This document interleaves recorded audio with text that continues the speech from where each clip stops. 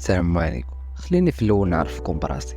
انا سميتي ايمن، قريت في احد الكليات الجامعيه وكنت التخصص ديالي هندسه الحاسوب. اختاريت هذا التخصص بالذات حيت كنبغي التكنولوجيا وكنبغي اي حاجه عندها علاقه بالحاسوب بشكل عام. والحمد لله وطول الفتره ديال القرايه ديالي في الجامعه كنت معروف بالاخلاق ديالي العاليه، وكاع الاساتذه والتلاميذ اللي كانوا كيقراو معايا كانوا كيبغيوني. تخرجت من الجامعه بمعدل اللي مرتفع بزاف، وكنت انا اسعد انسان على هذه الارض، ولكن للاسف السعاده ديالي كانت مجرد سعاده لحظيه.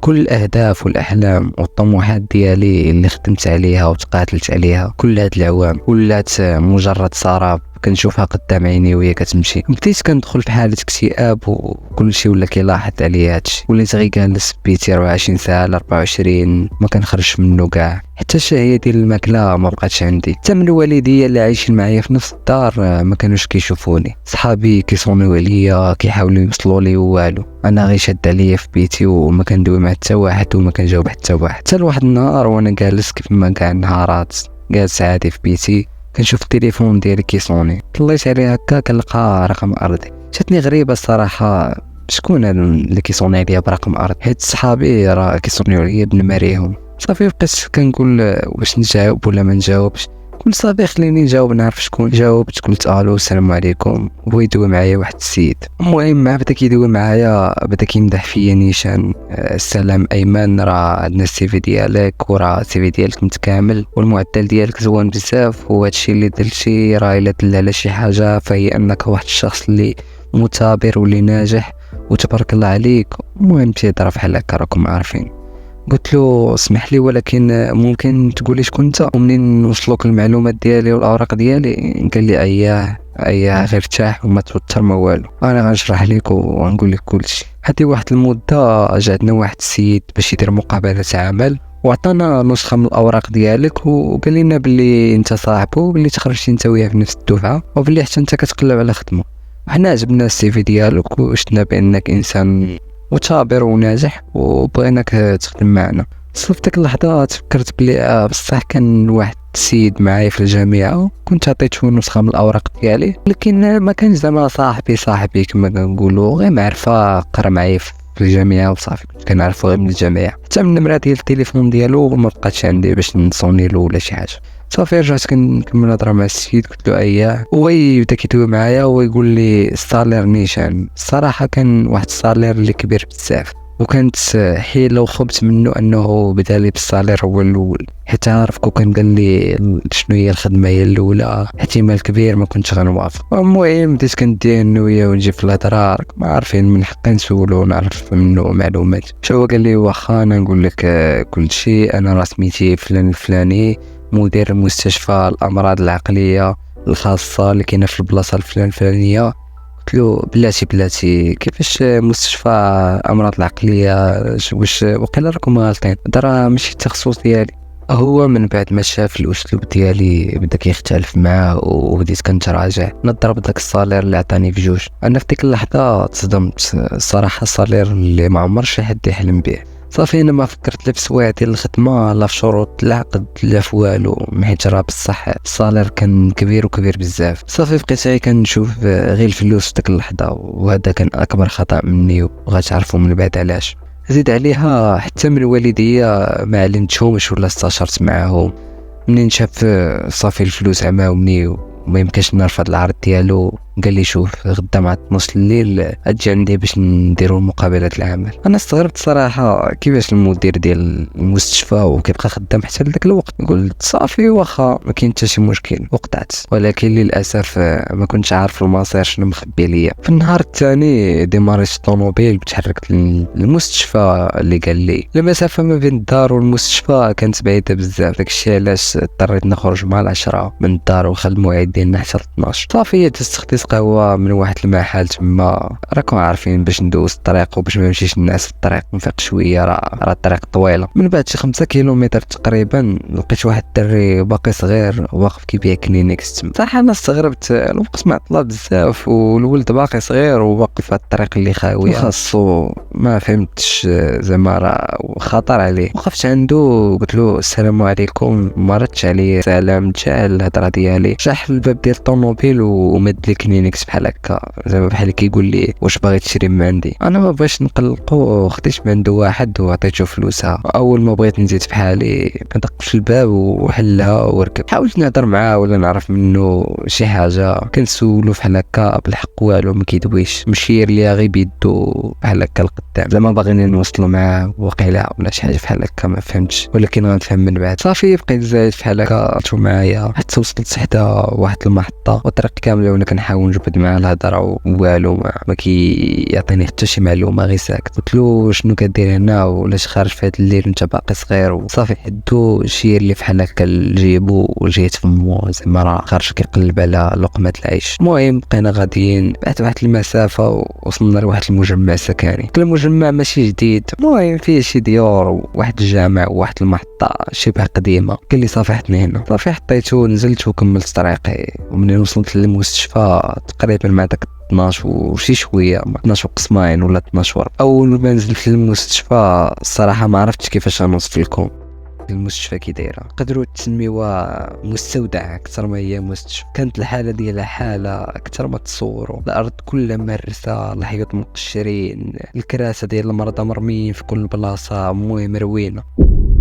الشكل ديالو كان غريب بزاف، فمنين دخلت ما عرفتش فين نمشي ولا منين ندوز. بقيت كندور هي تمايا بحال شي واحد تالف. واحد شويه ويتبان لي واحد الممرضه دايزه، مشيت سولتها عافاك فين ممكن نلقى المدير ديال المستشفى. قالت لي شمن المدير راه كاع ما كيبقى خدام حتى لهاد الوقت. تما تصدمت صراحه وبقى فيا الحال وتعصبت في نفس الوقت، كيفاش داير معايا وفي التالي ما كاينش. المهم كملت الدوران ديالي تما، طلعت للطابق الاول والثاني والو ما كاين حتى شي حد، حتى من الموظفه ديال الاستقبال ما كايناش. حيت ديك الساعه راه نص الليل كما قلت لكم، صافي راه كلشي سالا خدمته ومشى. قلت صافي غنمشي بحالي ولا صوم عليا غدا نعرف كيفاش نتصرف. وانا غادي بالصدفه لقيت القسم ديال الاداره، قلت يلا خليني ندخل نشوف اخا راه نص الليل محال لقى شي حد. المهم جيت حتى لهنا، خليني نمشي نشوف. دقيت في الباب وانا نسمع شي حد الولد داخل، قال لي تفضل. دخلت بحال هكا السلام عليكم. وعليكم السلام. قلت له انا راه عندي مقابله مع المدير ديال المستشفى، وقال لي غيديرها من بعد نص ساعه. قال لي انت ايمن؟ قلت له هو انا. قال لي صافي جلست ارتاحنا بحالك بين ما مشيت جبت الورق ديالك وجيت. سولته قلت له واش انت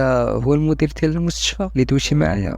قال لي لا بالحق راه المدير اللي وصاني عليك وعطاني سميتك وكل شيء، وقال لي راه غيجي في هاد التوقيت. صافي جبت الكونطرا عطاها لي، بديت كنقرا فيها وكنشوف البنود وداك الشيء، راكم عارفين باش ماشي يكون شي بند ماشي هو هذاك كما العاده. وهو كل شويه وانا جالس كنقرا كيقاطعني، حتى صافي تعصبت عليه. قلت له صافي خليني نكمل القرايه ودير العقد، وديك الساعه سولني شنو بغيت تسولني. انفعلت عليه وانا جالس كنقرا حتى وصلت عند المهام الوظيفه اللي صدماتني الصراحه منين شفتها. تشوكيت انا منين عيط عليا وقال لي بلي شاف وراقي وشاف السي في ديالي والتخصص ديالي وكل شيء. قلت راه غيعطيوني شي بوست في الاداره ولا شي حاجه عندها علاقه بالتخصص اللي قريت، ولكن تصدمت ديك الساعه وعاد عرفت علاش المدير دوبل داك الصالير اللي عطاني باش غير نوافق. انا الصراحه الوظيفه ما عجبتنيش، صافي حطيت العقد وغادي نمشي في حالي. وانا نتفكر الصالير اللي كان كبير بزاف الصراحه، كان مغري لواحد الدرجه اللي ما تصوروهاش. وتفكرت باللي عاوتاني غنرجع للروتين والاكتئاب اللي كنت فيه وغي جالس بيتي وسد عليا. فقلت يلا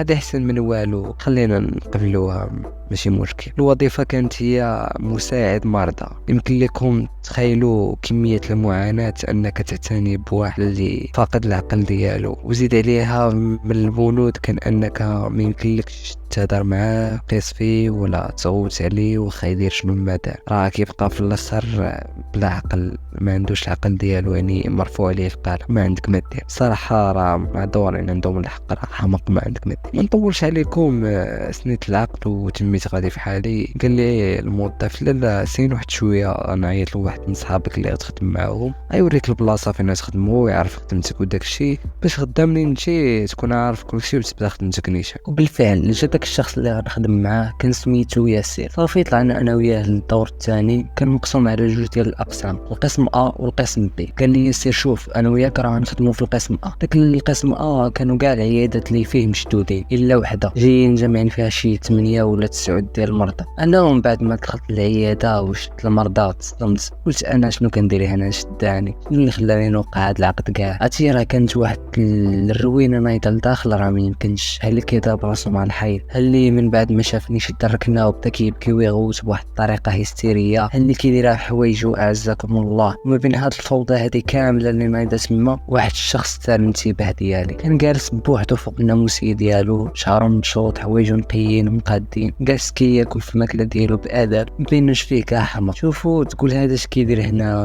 هذا راه بلاصتو ماشي هنا.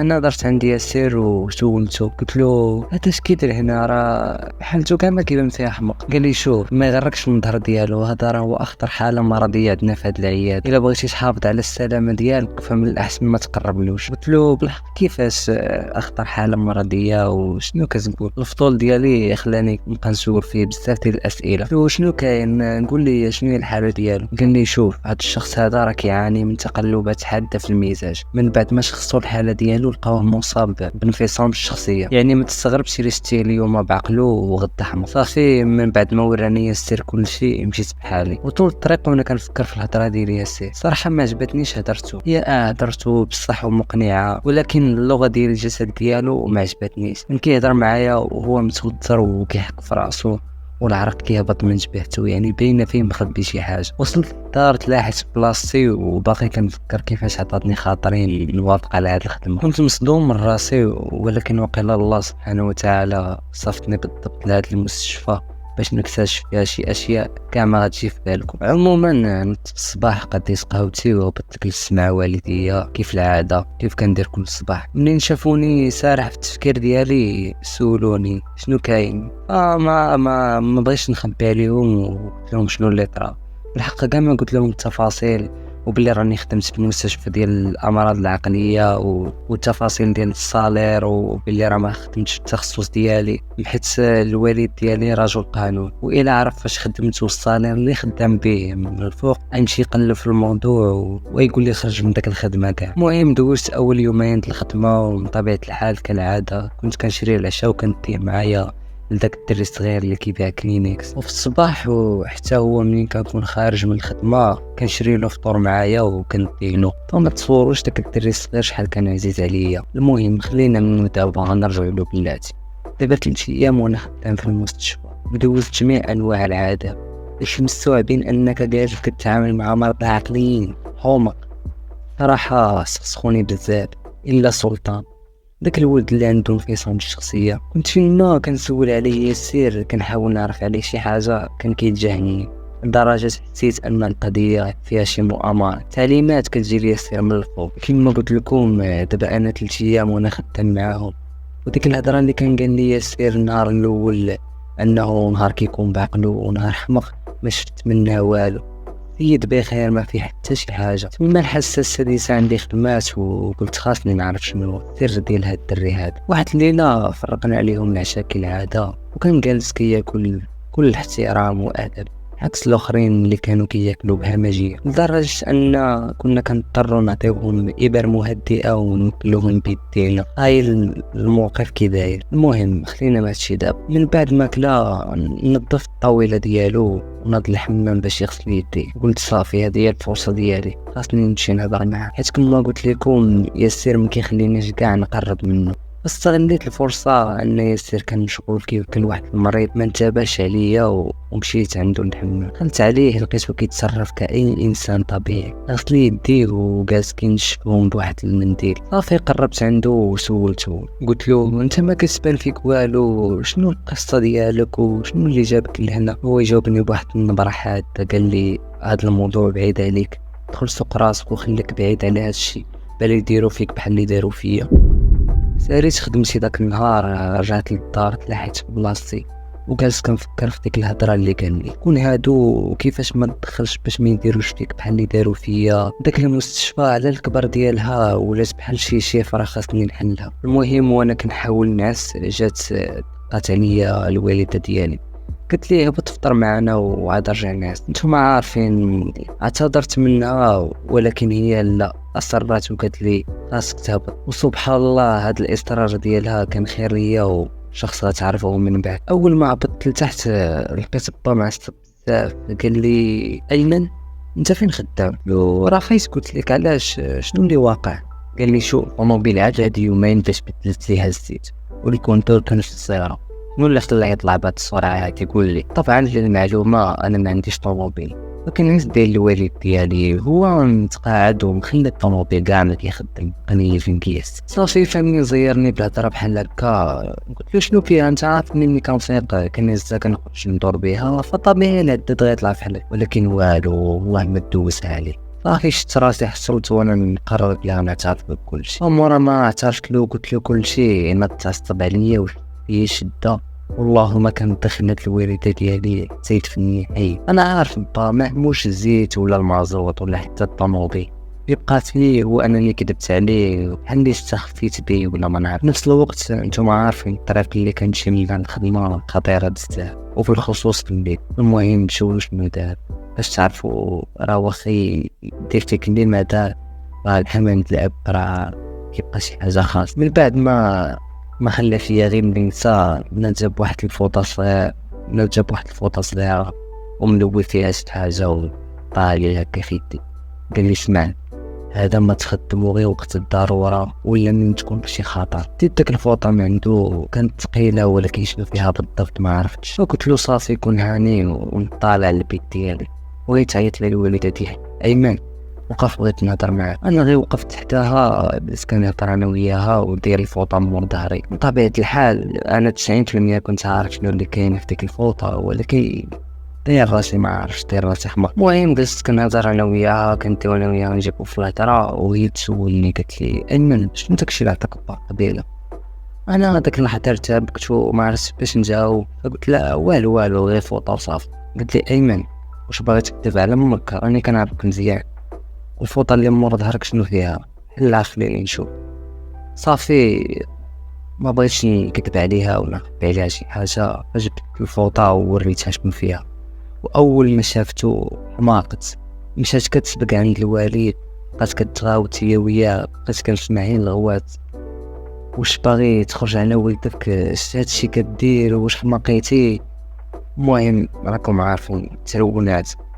ناط با جرها جلسة حداه وقال لي صافي ايمن صافي سير البيت. نيتهم بجوج بيهم ما عرفت شنو وقع ولكن كنظن ان الوالد طريق نعا ولا شي حاجه بحال هكا. المهم بيناتهم انا مشيت نعست نتسمع ديك الجوايه العصر. خرجت قضيت شي شغالات كانوا عندي ورجعت خديت الدور وجدت راسي حيت الوقت باش خاصني نمشي للطوموبيل. حتى الفوطه اللي عطاني الوالد في المجر ديال الطوموبيل وتحركت. ولكن قبل كنت كندوز لواحد الريستو صغير في الطريق كنتعشى تما وناخذ الماكله كما قلت لكم باش كنديه معايا لذاك الدري الصغير اللي كيبيع كلينيكس.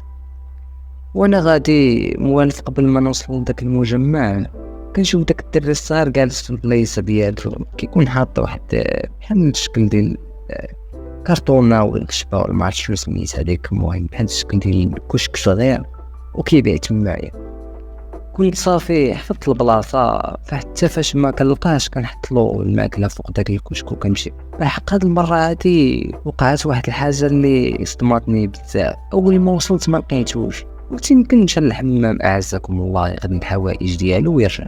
نيت الطوموبيل وكنحط الاكل ديالو في ديك البلاصه اللي كنحطو فيها ديما. اول ما وصلت ليها تصدمت. البلاصه كانت كلها دم. البلاصه كانت كلها دم وفي الجناب ديالها كان اثر ديال الرجلين. الحق ما قدرتش الصراحه نعرف شحال من واحد ولكن عرفت شحال من بعد ما تبعت الاثار ديال رجليه. كانوا 3 ديال الاشخاص. انا ما عرفتش واش هما ضربوه واش صفاو هذيك وعلاش هادشي مالهم معاه ولكن كل اللي شفت الاثار ديال السحب ديالو اللي طراس ديال داك الدم من السحب ديالو في الارض توصلوا للطوموبيل. ومن بعد من هذوك الاثار ديال الطوموبيل ماشي خرجوا في الطريق الرئيسيه لا دخلوا وسط الغابه. انا والله القسم ما تخيلوش الحب ديالي لهذاك الدري الصغير. اول ما شفت داك الشيء ديريكت هزيت الطوموبيل وكسيريت نيشان المحطه. ما وقفت حتى المحطه نزلت دخلت كيسبك بديت كالشغف باش نقدر نضوي في الغابة وقريت بقوة السربة. والله ما عقلت حتى شحال خلصت، غير رميت له الفلوس تما وصافي. واش 200 واش ما عرفتش، غير رميت له الفلوس ومشيت. وانا راجع لطوموبيلتي وزربان تلاقيت قاسم. هاد قاسم هذا هو واحد الشخص اليمن، يعني حامل الجنسية اليمنية وخدام في داك المحطة مدة هادي. ما كنت كنعرفو معرفة سطحية بكثرة ما كنت كنمشي لديك المحطة. وفي نفس الوقت هو كان كيعرف داك الدري الصغير اللي كيبيع كمية، وحتى هو كان عزيز عليه بزاف. ومنين خدم في ديك المحطة هادي 3 سنين وهو اللي متكلف بالماكلة ديالو والشراب ديالو والسكنة وكل شيء، اي حاجة كتعلق به هو اللي مكلف بها. واخا الراتب ديالو كان على قد الحال وماشي شي راتب اللي كبير بزاف، ما كانش كيقدو حتى هو. بعد المرات بعد الشهور ما كانش كيكفيه حتى هو، كان هو اللي مكلف بيه كيصرف عليه. فاول ما قلت له الولد طف وها شنو اللي طرا، حمار مشى كيسبك، جاب الخنجر ديالو وركبنا في الطوموبيل وكسيرين. كنتمنى القصه تكون عجباتكم. ما تنساوش تخليو لي الراي ديالكم في التعليقات، وتقولوا لي واش بغيتو البارتو ديال هاد القصه هادي ولا لا. ولو وصلت حتى لهاد الدقيقه كنقول لك شكرا بزاف، وما تنساش لايك سبسكرايب الا كنتي باقي ما درتيها، وفعل زر الجرس. وشكرا. كان معكم فلاف ودمتم سالمين.